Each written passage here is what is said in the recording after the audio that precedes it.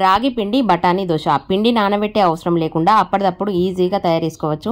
ఈ దోశ పైన క్రిస్పీగా లోపల సాఫ్ట్ గా చాలా బాగుంటుంది. దీన్ని తయారు చేసుకోవడానికి 1 కప్పు నిండుగా రాగి పిండి వేసుకోండి. తర్వాత 1/2 కప్పు ఉప్మా రవ్వ తీసుకోండి. 1 కప్పు తీయటి పెరుగు వేసుకోండి. తర్వాత పిండికి సరిపడేంత ఉప్పు వేసి బాగా కలిపినాక 1 కప్పు నీళ్లు వేసి మరొకసారి బాగా కలిపి తీసుకోండి. పిండి కన్సిస్టెన్సీ అనేది ఈ జారుగా ఉండేలా చూసుకోండి. గట్టిగా ఉండకూడదు, అలాగని లూజ్ గా ఉండకూడదు. ఇప్పుడు పిండిని 10 నిమిషాల పాటు పక్కన పెట్టి నూనె వేడి చేసి ఆవాలు, జీలకర్ర, పచ్చిమిరపకాయలు వేసి బాగా వేపినాక 2 ఎల్లిపాయలు కచ్చపచ్చ దంచి తీసుకోండి. అలాగే కొంచెమంత కళ్యామాకు, కొంచెమన్ని ఆలుగడ్డ ముక్కలు, అలాగే ఉడకబెట్టిన బఠానీలు వేసి ఈ కూరగాయలకు సరిపడేంత మాత్రమే ఉప్పు వేయాలి. ఎందుకంటే పిండిలో మనము ముందుగా వేసినాం కదా, అందుకోసమని తగినంత పసుపు ఇంకా వేసి బాగా పండిన 1 టమాటాని చిన్న ముక్కలుగా కట్ చేసి తీసుకోవాలి. తర్వాత పైనుండి మూత పెట్టి గ్యాస్ సిమ్ లో పెట్టి ఉడికించాలి. ఇప్పుడు ముందుగా నానబెట్టిన పిండి తీసుకొని ఒకసారి బాగా కలిపి 1 పెద్ద సైజు ఉల్లిగడ్డ చిన్నగా ముక్కలు కట్ చేసి వేసుకోవాలి. తర్వాత ఉడికించి పెట్టిన ఆలుగడ్డ బఠానీ కూర ఇంకా వేసి సన్నగా కట్ చేసిన కొత్తిమీర ఇంకా వేసుకోవాలి. కొత్తిమీర కొంచెం ఎక్కువగానే వేసుకోండి. దొడ్డు రంధ్రాల పైన తురిమిన క్యారెట్ వేసిన తర్వాత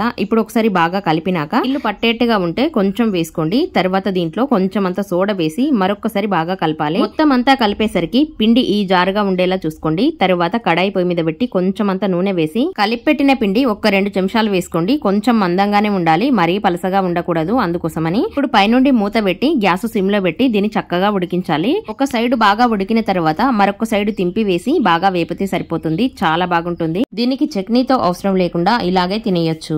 ఈ వీడియో మీకు నచ్చినట్టయితే వీడియోకి లైక్ చేసి మరిన్ని వీడియోస్ కోసం మన ఛానల్ ని సబ్స్క్రైబ్ చేసుకోండి. మన ఛానల్ పేరు ఏకే సరిత కుక్స్. ధన్యవాదాలు.